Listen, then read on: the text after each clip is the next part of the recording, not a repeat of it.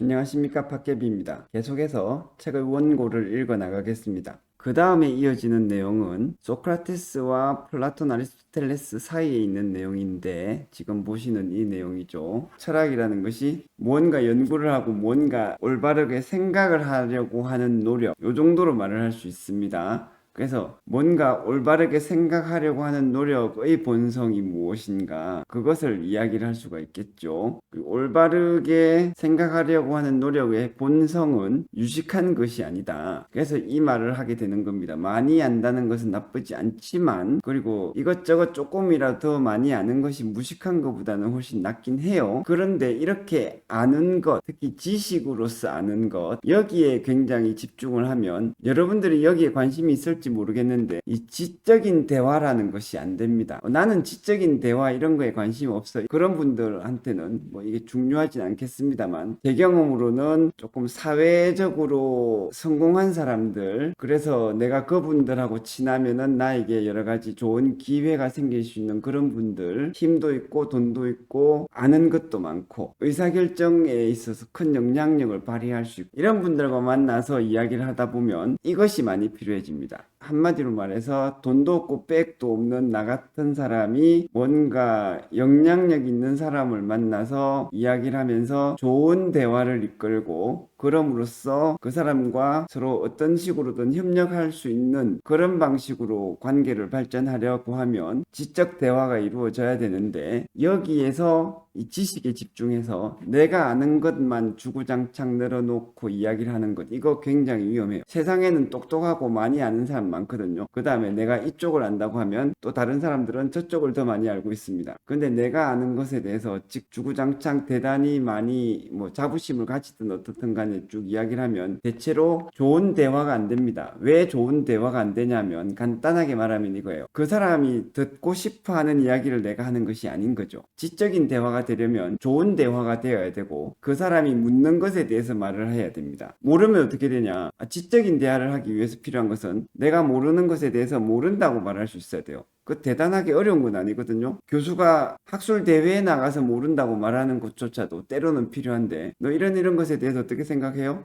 저는 죄송하지만 그것에 대해 잘 모릅니다. 저는 뭐 주로 이쪽 분야를 공부를 해서 이쪽 분야에 대해서만 조금 아는 것이 있을 뿐입니다. 이렇게 말하는 것이 훨씬 더 괜찮은 대화의 방법이죠. 그렇지 않고 자기가 잘 알지도 못하는 것에 대해서 이것저것 맞지 않은 것처럼 쫙 늘어놓으면 그 속이 다 보입니다. 거기에서 지적인 대화는 아예 끝나는 것이고, 특히 상대방이 나보다 아는 것이 많고 사물을 꿰뚫어 볼 수 있는 통찰력이 있는 사람이라면 그런 거짓말에 다 속아 넘어가는 사람이 아무도 없어요. 그래서 훌륭한 사람과 만나서 좋은 대화를 이끌어 나가는 것, 즉 지적인 대화를 하기 위해서는 아는 것보다 중요한 것이 있는데, 그게 뭐냐면 소크라테스적인 사고방식, 접근법. 그래서 정확한 질문에 대해서 정확한 대답을 하는 것. 왜 정확한 질문을 말하느냐 하면, 어떤 질문을 누군가 했는데 그 질문을 내가 잘 이해를 못했다. 그럼 이것을 물으시는 건가요? 저것을 물으시는 건가요? 이렇게 내가 되물을 수 있습니다. 이것이 정확한 질문을 찾으려고 하는 것이고, 그 다음에 그거에 대해서 나는 이렇게 생각합니다. 그건 이거라고 저는 알고 있어요. 이렇게 딱 정확하게 말하는 것이고, 그 다음에 그 사이에서 뭐가 오냐면은 말을 하면서 순간순간 상대방이 말하는 것에 대해서 경청하는 것이 따라와요. 그래서 사람들이 대화를 잘 이끌어 나가기 위해서는 항상 경청해야 된다라고 말을 하는데, 이 경청하는 자세 배후에 있는 본질적인 태도가 소크라테스적인 대화법입니다. 그것이 뭐냐면, 상대방의 입장에 대해서, 상대방이 아는 것에 대해서 내가 좀 잘 이해해보고 싶은 거죠. 지금 지적인 대화의 필요성에 대해서 이야기를 한다라고 하면 출발점이 그거잖아요.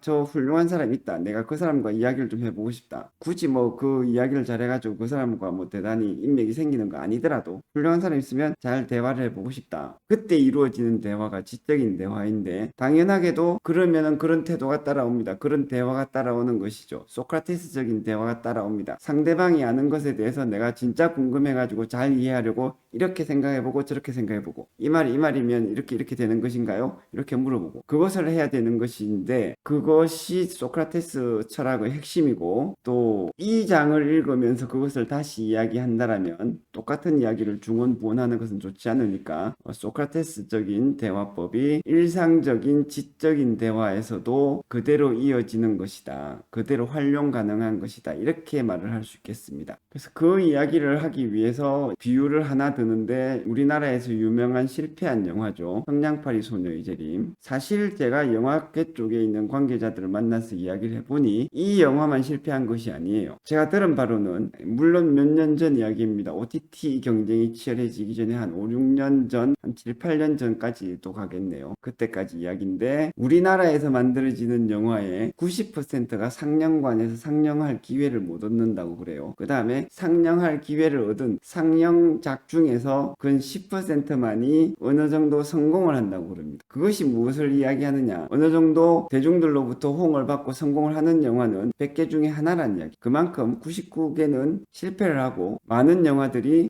대중들로부터 좋은 반응을 못 받습니다. 그렇기 때문에 어떤 유명한 영화가 흥행에 실패했다. 그것은 이 영화만 그런 것이다라고 오해를 하실 필요는 없겠어요. 근데 어쨌든 이 영화에서 어떤 메시지를 읽어낼 수 있냐면은 굉장히 제작비도 많이 들고 컴퓨터 그래픽 효과도 많이 넣고 그때 당시 이 영화가 2002년도에 개봉을 했는데 2002년도의 시간을 기준으로 볼 때 유행을 잘 이끌어 나가는 가상세계를 소재로 하는 그런 이야기거든요. 그래서 참 흥행에 성공할 만한 많은 요소들을 가지고 있습니다. 뭐 나름대로 그 안에 액션도 있고 자본을 투자해서 할 수 있는 것도 많이 했어요. 하지만 이 영화가 그 대단한 실패 때문에 유명한데 엄청난 돈을 쏟아부어서 대작으로 만들어가지고는 흥행에서 아주 심각할 정도로 실패를 해버렸습니다. 그래서 이제 이 영화를 대표적인 사례로 끌어들이게 되는 거죠. 이 영화를 이야기함으로써 하려고 하는 이야기가 뭐냐면 좋은 영화가 되기 위해서는 재미있을 만한 장면들을 많이 넣는다고 좋은 영화가 되는 것이 아니다. 전체적으로 무슨 이야기를 하며 어떤 장면이 여기에서 왜 나타나야 되는지 그런 전후 관계들이 잘 이루어지는 것, 그래서 이야기가 훌륭하게 전달되는 것, 이게 중요하다. 요 말씀을 드리고 싶은 건데 그와 마찬가지로 어떤 생각을 하고 대화를 할 때는 많이 아는 내용들, 남이 잘 모르는 어려운 내용들을 많이 집어넣는 것, 그것이 중요한 것이 아니라 정확한 질문에 대해서 정확한 대답을 해나가면서 질문과 대답 관계의 연쇄로서 의견이 주고받게 되는 것, 그리고 그 주고받는 의견이 굉장히 정확하게 효율적으로 이루어지는 것, 이것이 중요하다. 요 말을 하고 싶은 것입니다. 그래서 많이 아는 것보다 더 중요한 것, 요것을 강조를 하는 것이죠. 그래서 이 영상을 보시는 많은 분들이 왜 철학에 대해서 관심이 있으신지는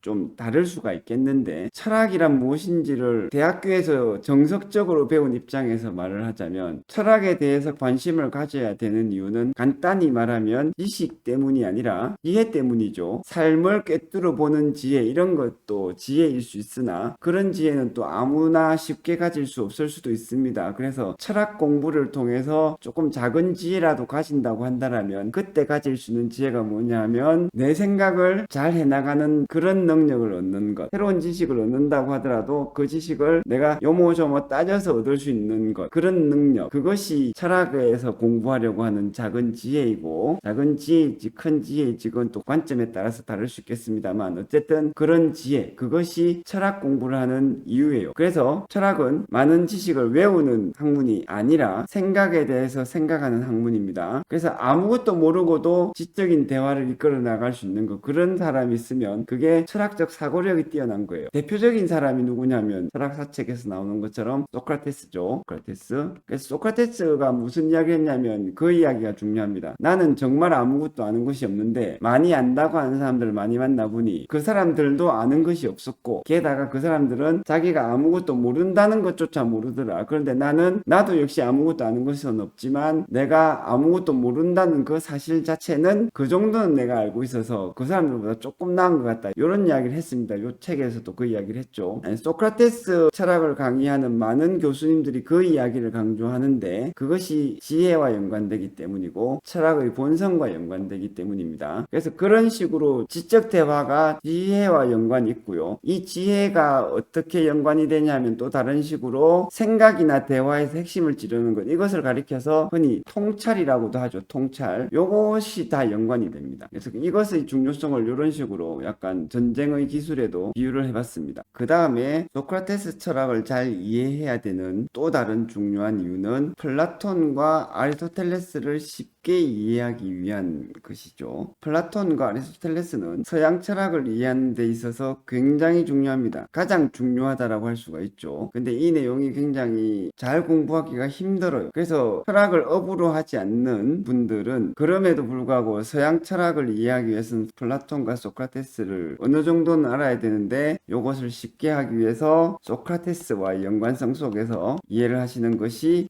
제가 이해한 하나의 방법입니다. 좋은 이해 방법이죠. 플라톤과 아리스토텔레스는 소크라테스의 제자죠. 그래서 소크라테스가 무엇을 왜 하려고 했는지 그것을 이해를 하고 플라톤과 아리스토텔레스가 구체적으로 무슨 이야기를 했는지를 보면, 소크라테스가 일찍 죽지 않고 시간이 많이 남아서 많은 것을 연구할 수 있었을 때 도대체 어떻게 했겠는가, 그것을 한 사람이 플라톤과 아리스토텔레스다, 이렇게 생각할 수 있는 측면도 있습니다. 약간 과장되게 이해하는 것이긴 하지만 적어도 이 두 사람의 철학을 쉽게 이해하는 하나의 방법일 수 있습니다. 그래서 계속 반복되어 왔던 객관주의 이야기를 하죠. 객관주의적인 태도를 유지하기 위해서는 그 불변하는 것, 그것이 무엇인지 이해해야 되겠죠. 왜냐하면 객관주의 반대가 뭐다? 상대주의. 상대주의 뜻은 모든 것이 보기에 따라서 달라진다. 모든 것. 자, 그러면 여기서 모순되는 입장을 취하려면, 아니야, 모든 것이 달라지는 것이 아니라 입장에 따라 달라지지 않는 것이 있어. 절대 불변의 진리가 있다고. 그러면 이 질문이 따라오는 것입니다. 그게 뭔데? 그 불변하는 절대적 진리가 뭔데? 그 설명이 다시 요거는 반복이죠. 소크라테스에서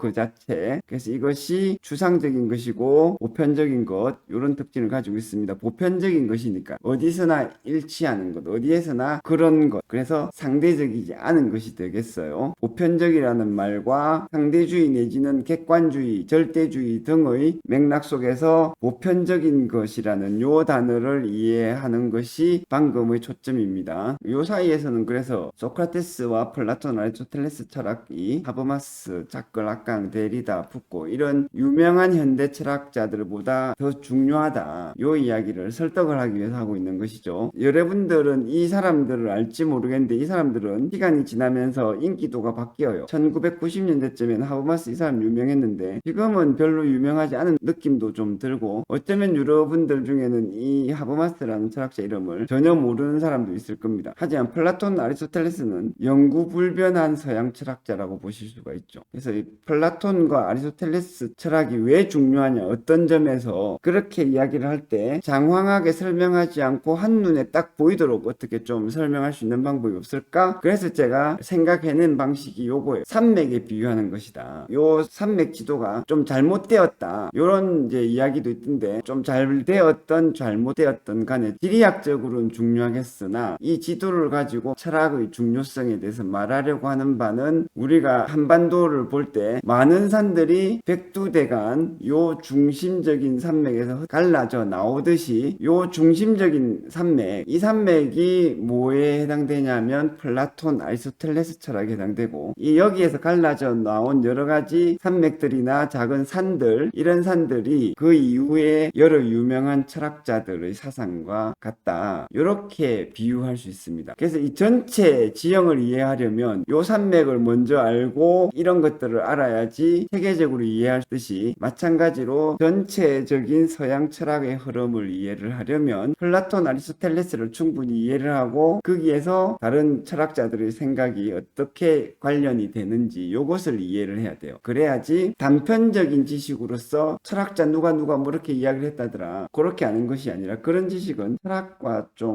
안 맞습니다. 쓸데없어요. 그거는 그런 철학의 공부 목적하고 안 맞다는 것이죠. 그렇지 않고 이렇게 전체적으로 많은 철학자들이, 어떤 철학자는 이렇게 이야기하고 다른 철학자는 이렇게 이야기하고 그랬는데, 이런 것들이 다 연결되어서 이렇게 연결돼 가지고 이 철학자의 생각은 이렇게 가지고 좀 굉장히 달라 보이지만 여기에도 이렇게 멀리는 연관되어 있어, 이렇게 이해하는 것이 조금 더 철학을 철학답게 이해하는 것이라고 할 수 있겠습니다. 그런 의미에서 플라톤과 아리스토텔레스 철학이 강조되는 것이죠. 이 원고들은 그래서 비유를 통해서 무슨 이야기를 하려고 하느냐, 방금 제가 설명드린 그 이야기를 이 부분에서 하고 있습니다. 그러면 이런 궁금증이 생길 수 있죠. 좋다, 플라톤과 아리스토텔레스가 중요하다는 건 이해를 하겠는데 좀 더 구체적으로 어떻게, 왜 중요하지? 쉽게 설명하기 위해서 전체적으로는 이렇고 그 안에서 이렇고, 그래서 조금 더 세부 세부적으로 들어가면 이렇게 지금 설명을 해 나가고 있는 것입니다. 전체적으로 첫째, 중요하다. 그럼 조금 더 구체적으로 하지만 여전히 포괄적으로 왜 중요하지? 어떤 의미에서? 그것을 역시 짧게 한마디로 이야기를 할 수가 있습니다. 이것이 충분하진 않겠는데 어느 정도 이해한다면 짧고 분명하게 말할 수 있어야 되지 않겠어요? 그래서 제가 여러 다른 철학자들의 설명을 모아서 설명드리는 짧은 문장은 이겁니다. 플라톤은 서양 철학에서 논의했던 모든 문제들을 제기를 했어요. 그래서 플라톤은 의문문을 던졌습니다. 질문을 던지는 거, 문제를 제기하는 거, 이것은 학문에서 항상 중요하죠. 동양에서도 사실 그런데 동양에서 학문이라고 할 때 배울 학자고, 그 다음에 저는 어릴 때 이게 문인 줄 알았어요. 글 문자. 그런데 실제로는 물을 문자죠. 배우고 묻는다. 이게 학문인 거예요. 근데 이게 서양에서도 동일합니다. 적어도 뭔가를 잘 이해하기 위해서는 질문이 있어야 되고, 진정한 이해는 자기가 던진 질문에 대해서 자기가 납득할 만한 답을 찾는 거예요. 자기 질문에 대한 답이 아니라 남의 질문에 대해서 답을 찾았으면 그거는 자기의 이해는 아닙니다. 그래서 소크라테스적인 입장에 들어가더라도 소크라테스의 대화법의 핵심이 뭐다? 질문에 대해서 정확한 답을 찾아내는 것. 그래서 경건이란 무엇이냐 물으면 경건 그 자체에 대해서 답을 해야 되는 것이죠. 그래서 여전히 이렇게 보나 저렇게 보나 우리가 뭔가를 생각을 하고 뭔가 잘 이해를 할 때는 질문이 반 이상입니다. 그래서 서양 철학이라는 것이 전체적으로 하나의 거대한 학문인데 그것이 학문인 한에선 여전히 이 본질이 유지가 됩니다. 그게 뭐냐면 질문에 대한 답을 찾는 것이죠. 그래서 좋은 질문을 던지는 것이 가장 어렵고, 그 다음에 그 좋은 질문에 대해서 좋은 대답을 찾는 것이 그 다음에 어렵죠. 그런 면에 봤을 때 플라톤은 서양 철학에서 논의했던 모든 문제, 이후의 사람들이 왜 플라톤이 던진 질문을 계속 논의를 했을까요? 이 질문이 좋기 때문이죠. 그러니까 플라톤의 철학의 의미를 짧게 이야기를 했기 때문에, 그리고 평이한 어휘들로 이야기를 했기 때문에 이 중요성을 좀 잘못 이해하실 수 있어요. 그렇구나. 그냥 질문만 제기했구나. 답도 좀 말했겠지. 하지만 뭐 질문을 제기했다고? 모르니까 물어본 거 아니야? 알지도 못했는데 왜 이것이 중요할까? 이렇게 생각하실 수가 있습니다. 그에 대해서 대답은 이미 앞에서 드린 것과 같습니다. 그 다음에는 아리스토텔레스는 플라톤이 제기한 질문에 대해서 다 대답을 했어요. 특히 굉장히 좋은 대답들을 했죠. 근데 아무리 좋은 대답을 하더라도 질문을 제기한 사람보다는 한 수 접힌다. 사상의 가치를 이해할 때는 그렇게 생각하시면 됩니다. 모든 사상은 질문과 대답으로 이루어져 있고요. 두 개 중에서 뭐가 더 중요하다? 맨날 시험에 대한 답을 맞추고 성적을 받고 무슨 퀴즈 대회에 나가서 1등 해서 상을 받는 거, 이것만 보다 보면 이게 중요하다고 생각할 수 있는데, 사실 중요한 것은 이겁니다. 왜 중요할까요? 무슨 대회에 나가서 1등한 학생 이 대답을 알고 그 대답을 만드는 질문은 누가 냈겠습니까? 교수가 냈겠죠. 선생님이나. 그러면 이 1등한 학생이 더 똑똑하겠어요? 교수가 더 똑똑하겠어요? 교수가 더 똑똑하겠죠. 그래서 여기서도 역시 질문이 더 중요하다는 것을 추론을 할 수 있습니다. 이상의 내용을 표로 정리를 하면 이렇게 되는 것이죠. 이런 내용들은 이제 책을 직접 읽어보시면서 참조를 하시면 되겠습니다. 이번 영상은 여기까지 하고 다음 영상에서부터 본격적으로 플라톤 철학에 대해서 알아보겠습니다. 감사합니다.